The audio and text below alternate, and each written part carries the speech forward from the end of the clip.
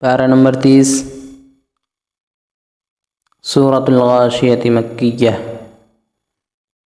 اعوذ باللہ من الشیطان الرجیم، بسم اللہ الرحمن الرحیم۔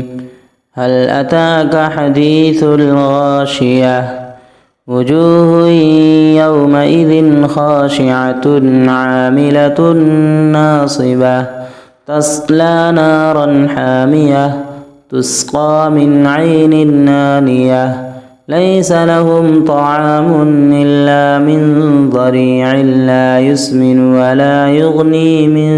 جوع، وجوه يومئذ ناعمة لسعيها راضية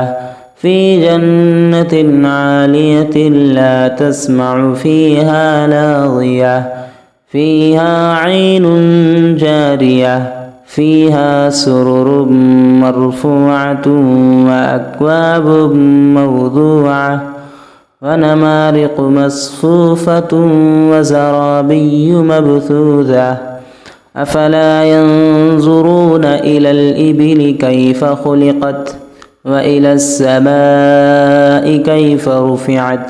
وإلى الجبال كيف نصبت وإلى الأرض كيف سطحت فذكر إنما أنت مذكر لست عليهم بمسيطر إلا من تولى وكفر فيعذبه الله العذاب الأكبر إن إلينا إيابهم ثم إن علينا حسابهم۔